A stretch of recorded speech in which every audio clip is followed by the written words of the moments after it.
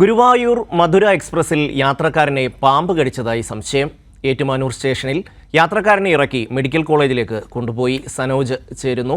സനോജ്, എന്താണ് ഈ വാർത്തയുടെ വിശദാംശങ്ങൾ?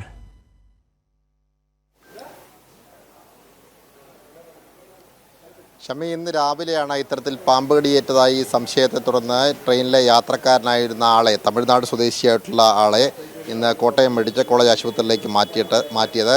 തമിഴ്നാട് സ്വദേശി കാർത്തിക്, അദ്ദേഹത്തിന് 23 വയസ്സാണ്.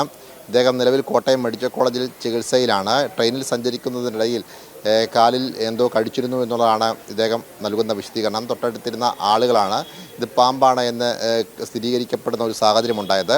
എന്നാൽ റെയിൽവേയുടെ ഈ കാര്യത്തിലെ വിശദീകരണം എന്ന് പറയപ്പെടുന്നത് ട്രെയിനിൽ പാമ്പ് കടി ഏൽക്കാനുള്ള സാധ്യത വളരെ കുറവാണ് എന്നും എലി കടിച്ചതായിരിക്കാമെന്നുള്ളതുമാണ് റെയിൽവേ നൽകുന്ന വിശദീകരണം. എന്തായാലും ഈ കടിയേറ്റ ആൾ പറയുന്നത് തനിക്ക് പാമ്പ് കടിയേറ്റു എന്നുള്ളതാണ്. തൊട്ടടുത്തിരുന്ന ആളുകൾ ഈ കാര്യങ്ങൾ കണ്ടു എന്നും അദ്ദേഹം വിശദീകരിക്കുന്നുണ്ട്.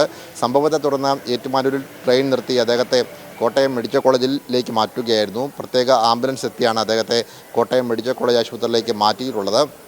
പിന്നീട് ട്രെയിനിൽ വലിയ തോതിലുള്ള പരിശോധന നടന്നു. പാമ്പുണ്ടോ എന്ന് പരിശോധിക്കുന്ന തരത്തിലുള്ള പരിശോധനയായിരുന്നു റെയിൽവേയുടെ ഭാഗത്തുനിന്നും ഉണ്ടായത്. എന്നാൽ പിന്നീട് പാമ്പിനെ കണ്ടെത്താൻ കഴിയാത്ത ഒരു സാഹചര്യത്തിൻ്റെ അടിസ്ഥാനത്തിൽ ട്രെയിൻ ഏകദേശം 10-20 മിനിറ്റോളം അവിടെ പിടിച്ചിട്ടതിന് ശേഷമാണ് പിന്നീട് യാത്ര തുടർന്നിട്ടുള്ളത്. എന്തായാലും കോട്ടയം മെഡിക്കൽ കോളേജിൽ പ്രവേശിക്കപ്പെട്ട തമിഴ്നാട് സ്വദേശിയായിട്ടുള്ള കാർത്തിക് ഇപ്പോൾ ചികിത്സയിലാണ്.